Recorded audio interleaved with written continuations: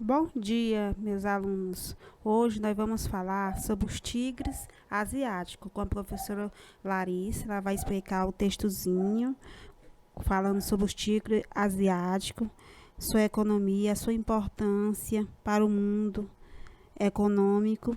E nós vamos ver tudo isso e na próxima aula a tia volta novamente falando sobre os tigres asiáticos e o Japão.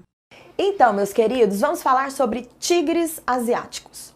Primeiro, vocês sabem por que eles têm essa denominação, né?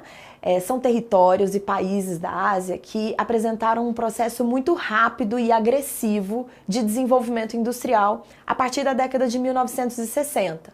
Então, a partir disso, eles passaram a ser chamados e conhecidos por tigres asiáticos. Mas quais são eles? Então, vamos lá, anote: Hong Kong, Taiwan, Singapura e Coreia do Sul. O que esses 4 territórios e países tiveram de tão especial, portanto, né?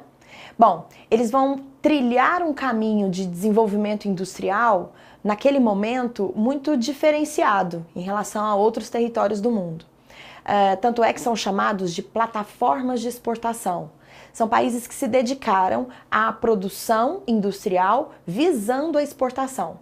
E o que eles tinham, né? Quais eram os fatores que favoreceram esse rápido crescimento? Primeiro, a própria Guerra Fria. É preciso pensar que durante a Guerra Fria, ou seja, a disputa entre capitalismo e socialismo no mundo, né, os tigres asiáticos eles acabaram entrando nesse contexto. Era preciso manter na Ásia bases capitalistas fortes. O Japão já estava em processo de reconstrução econômica pós-Segunda Guerra Mundial, e os tigres asiáticos, portanto, vão surgir como territórios capitalistas, né, passíveis de receberem os investimentos externos. Nesse sentido, a parceria dos tigres com os Estados Unidos e com o Japão foi extremamente positiva, né? Porque a ideia de fortalecer esses territórios asiáticos a fim de que o socialismo não avançasse no continente, isso foi muito bem desenvolvido. Acabou que os tigres asiáticos, né, se beneficiaram com a Guerra Fria em si. Segundo fator, a atração de investimentos externos. Esses territórios e países eles vão oferecer vantagens às empresas, aos investimentos que vieram de outras nações. A ideia era baratear custos. Então esses países ofereceram aquele pacote clássico: impostos baixos, boa infraestrutura, no processo de atrair investimentos para exportação. Então, não tem como dar errado, né? A ideia de atração de capitais estrangeiros foi o primeiro passo dado aos pelos tigres asiáticos. Bom, e o terceiro elemento é justamente a base desse crescimento industrial, né? Que é a ideia de produzir para exportar. O Japão seguiu esse modelo no seu processo de reconstrução econômica e os tigres asiáticos entraram de cabeça nesse modelo. Então, no primeiro momento, a ideia era: vamos produzir aqui elementos, né, com condições mais baratas, para ganhar o mundo. Esse é o modelo que a gente chama de plataforma de exportação. Quarto elemento, nós podemos citar a questão da mão de obra. A mão de obra asiática, além de numerosa naquele momento, ela era muito barata. Isso está diretamente ligado à ausência de leis trabalhistas. E sem contar um detalhe que a gente não pode deixar de lado, que é a questão da cultura asiática, né? A valorização do trabalho, a ideia de se estabelecer uma eficiência, de se trabalhar com vontade de ajudar o país. Então todo esse conjunto favoreceu bastante e, é claro, acaba sendo bastante atrativo para o capital internacional. E o quinto elemento são os fortes investimentos que esses governos passam a fazer no setor de educação. Porque investindo em educação, o que eles vão conseguir com o passar do tempo? Que a mão de obra fique mais qualificada e eles vão alcançar também o desenvolvimento de novas tecnologias, fundamentais, né, desde o final do século XX.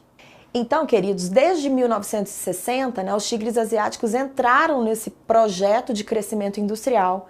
Mas podemos dizer que eles não foram bobos em nenhum momento. Porque com o passar do tempo, né, esse crescimento industrial baseado na atração de capital estrangeiro, ele vai se transformar também num crescimento industrial apoiado no capital nacional. Então, os grandes investimentos em educação, né, que geram novas tecnologias, isso beneficia o próprio capital nacional.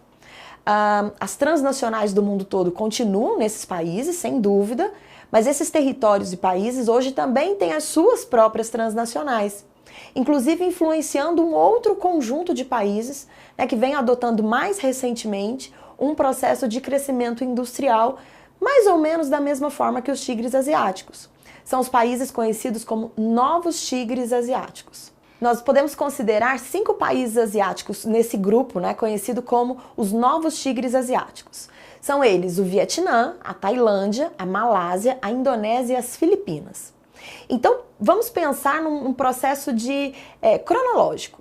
Primeiro, o Japão cresce economicamente no seu pós-guerra, influencia os tigres asiáticos. Os tigres asiáticos desenvolvem muito rapidamente o seu parque industrial e as suas economias e agora vão influenciar os novos tigres.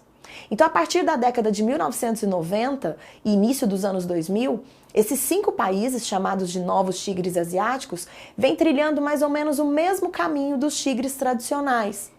São territórios que oferecem grandes vantagens fiscais, que oferecem uma mão de obra muito barata, a fim de atrair empresas estrangeiras e produzirem para exportação. Agora, não pensem que os novos tigres asiáticos fazem exatamente a mesma política de desenvolvimento que os tigres fizeram lá atrás.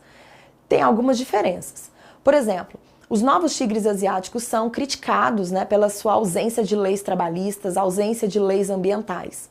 E também não se percebe nesses 5 países, né, nos novos tigres, políticas de investimentos maciços em educação. De modo que nós podemos esperar o quê?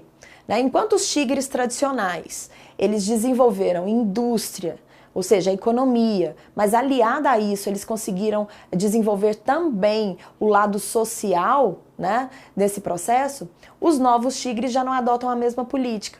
Então são países que têm alto crescimento industrial, economias até crescentes, porém as suas populações não saem da pobreza.